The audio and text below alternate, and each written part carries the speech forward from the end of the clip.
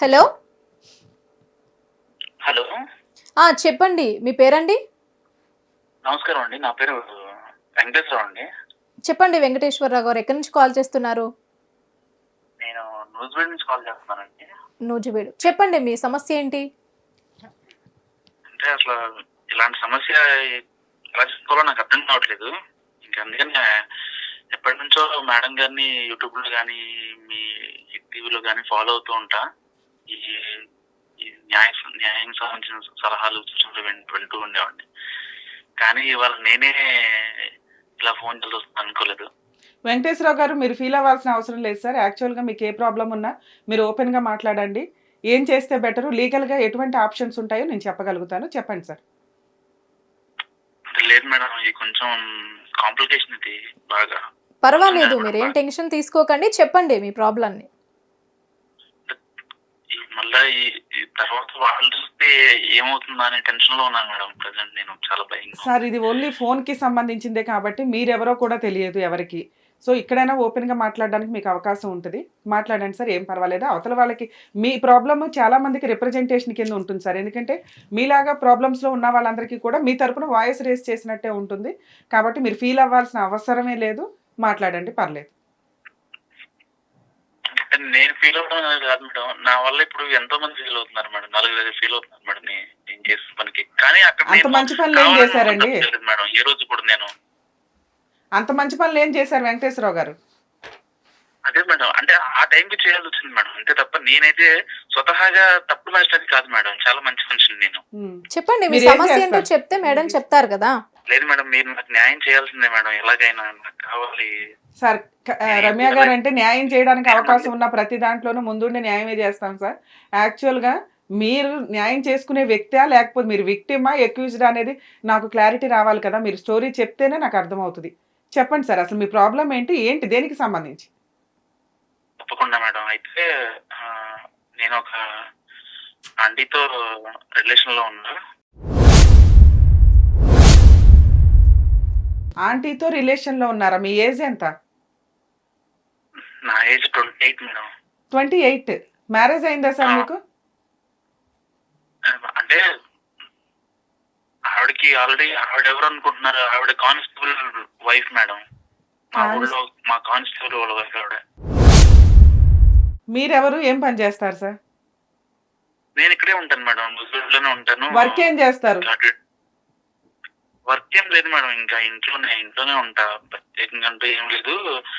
Degree చదివి ఇంకా హైదరాబాద్ వెళ్దాం. సార్, మ్యారేజ్ అయిందా మీకు?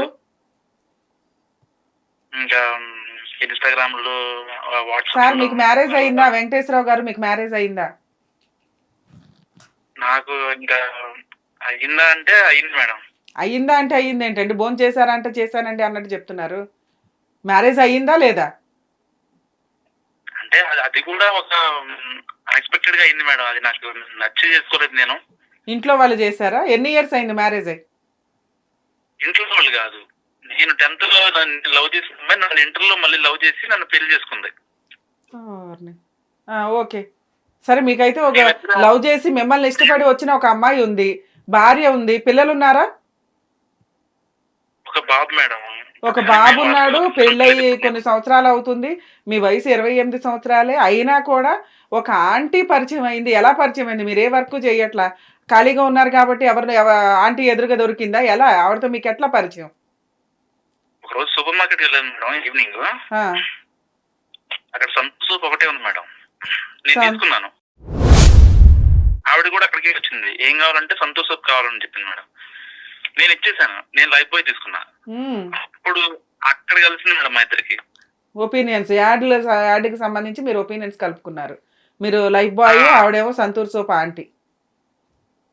నేను ఇంకా ఆవిడకి ఇచ్చేసాను మేడం సంతూర్ సోప్. నాకు చాలా ఇష్టం. త్యాగం, బాగా త్యాగం చేశారు. ఓకే ఓకే, సంతూర్ సోప్ ఇచ్చారు. ఆవిడెవరో వెళ్ళిపోయింది. ఇంకా తర్వాత కంటిన్యూషన్ ఎలా వచ్చింది? ఇంకా అక్కడి నుంచి మా కాన్వర్సేషన్ స్టార్ట్ అయింది. బయటకు వచ్చాక అది ఇది మాట్లాడింది. నాకు అప్పటికి తెలియదు ఆవిడ కానిస్టేబుల్ వాళ్ళ వైఫ్ అని. ఆవిడ కూడా చాలా మంచిగా మాట్లాడింది మేడం. కానీ ఆవిడ ఏజ్ ఎంత ఉంటుందండి? ఆవిడ ఏజ్ ఎంత ఉంటుంది? ఆవిడ ఏజ్ 35, 36 అలా ఉంటుంది మేడం. సరే, చెప్పండి సార్. ఎంతకాలం నుంచి పరిచయం ఆవిడకి మీకు? దాదాపు 3 years అవుతుంది మేడం. 3 years నుంచి మీరు ఇల్లీగల్ రిలేషన్ పెట్టుకుంటే ఎవరికి తెలియదా? అంటే ఒకసారి మా డాడీ చూసారు మేడం. మీ డాడీ కాబట్టి మీకు సపోర్ట్ గానే ఏదో తిట్టి పక్కన పెట్టుంటారు విషయం బయటికి రానివ్వకుండా.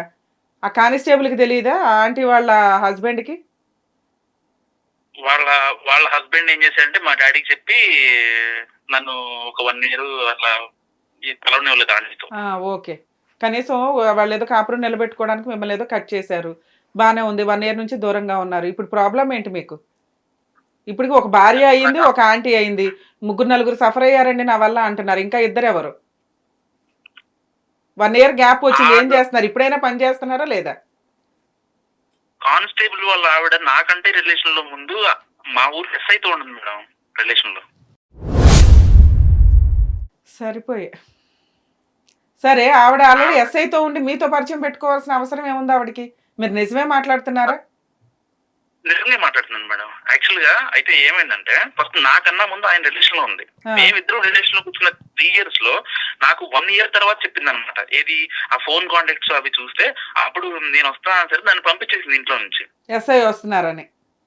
ఎస్ఐ వస్తున్నారంటే నేను నార్మల్ గా అనుకున్నాను. అంటే వాళ్ళ ఆయన కానిస్టేబుల్ కదా, సో ఏదైనా ఇంకా కొలీగ్స్ కదా నార్మల్ గా వస్తుంటారులే అన్నట్టుగా అనుకున్నా. కానీ నేను ఇంకా గోడ దూరి వెళ్ళిపోయా ఫ్రెండ్స్ నుంచి. తర్వాత తెలుసుకున్నా ఇది మా ఫ్రెండ్స్ ద్వారా. ఇట్లా మా ఫ్రెండ్స్ చేసుకుంటా కదా మేడం, అన్ని ఉంటాయి కదా. అప్పుడు ఇట్లా ఆంటీతో రిలేషన్ లో ఉన్నారా నేను అంటే, అరే అంకుల్ రోజు వస్తాడరా నైట్, అది ఆయనకు కూడా తెలుసు, ఆయన మీరిద్దరు కలిసి తిరుగుతున్నారని తెలుసు కదా, మరి నిన్నెట్లా ఒప్పుకున్నట్రా కానిస్టేబుల్, ఆడేదో బిజినెస్ చేస్తున్నాడు నాకు అర్థమవుతుందని చెప్పి మా ఫ్రెండ్స్ అది అన్నారు. నేను పట్టించుకోవాలా, ఆవిడ నమ్మలేదు నేను. అంటే మీతో రిలేషన్, ఎస్ఐతో రిలేషన్ కానిస్టేబుల్ కి తెలుసు అంటున్నారా మీరు? అంటే కానిస్టేబుల్ తెలుసే కదా మేడం, డాడీతో చెప్పి నన్ను ఆపిచ్చేసింది. ఎప్పుడు నిన్ను ఆపిచ్చేసారు, నీ వల్ల ఇన్కమ్ ఏముంది వాళ్ళకి? వాళ్ళు ఒక బిజినెస్ చేస్తున్నారు అంటే వాళ్ళకి ఏదో బెనిఫిట్ ఉండాలిగా. నువ్వు ఎంజాయ్ చేసావు తప్ప ఆవిడ నీ దగ్గర నుంచి ఆవిడకేమి రిలీఫ్ ఏమి రాలేదు కదా. నీతో ఎంజాయ్ చేయాల్సిన అవసరం, బిజినెస్ చేయాల్సిన అవసరం అతనికేముంది? మీరు తప్పు చేసి వాళ్ళనంటే అట్లా అయ్యా మధ్యలో. సరే, ఆవిడకి ఎస్ఐతో ఉంది, ఆవిడకి ఆల్రెడీ ఎవరు నచ్చితే వాళ్ళతో ఉంటుంది, నువ్వు కూడా ఎవరు నచ్చితే వాళ్ళతో వెళ్తావు. సరే, వాళ్ళ వరకు అక్కడ ప్రాబ్లం పెడదాం. మీ ప్రాబ్లం ఏంటి ఇందులో? నాకు ఆవిడ కావాలి మేడం, ప్లీజ్ మేడం, ఇది అన్నం పెడతాను మేడం. మరి మీ పిల్లలని ఏం చేస్తారండి? వాళ్ళు కూడా ఉంచుకుంటాను మేడం, ప్లీజ్ మేడం, నా వల్ల కావట్లేదు. హిట్ టీవీ యాప్, ఇందులో short news, live news, entertainment shows, movies, digital magazines తో పాటు మీ జిల్లా వార్తలను కూడా ఫ్రీగా చూడొచ్చు. ఇంకెందుకు ఆలస్యం, వెంటనే హిట్ టీవీ యాప్ ని డౌన్లోడ్ చేసుకుని ఫ్రీగా ఎంటర్టైన్మెంట్ పొందండి. Hit TV app, hit TV app, please download hit TV app. Hit TV app ని ఫ్రీగా డౌన్లోడ్ చేసుకుని ఎంజాయ్ చేయండి. మీకు నచ్చిన ఎంటర్టైన్మెంట్ కోసం హిట్ టీవీ యాప్ ని ఫ్రీగా డౌన్లోడ్ చేసుకుని ఎంజాయ్ చేయండి. హిట్ టీవీ యాప్ ని డౌన్లోడ్ చేసుకుని ఆస్వాదించండి, ఆశీర్వదించండి. ఇంతమంది సెలబ్రిటీలు హిట్ టీవీ యాప్ ని డౌన్లోడ్ చేసుకోండి అని చెప్తున్నారంటే ఎంత మంచి యాప్ ఆలోచించండి. అమెరికా అమెరికా అమెరికా అమెరికాలో చదవాలనుకునే వాళ్ళకి విశ్వసనీయమైన పేరు మన శౌర్య కన్సల్టెన్సీ. UK లో 1 year masters, UK లో 1 year masters, 2 years work permit up to 5 years visa. Contact Saurya Consultancy. Contact 89851 89851.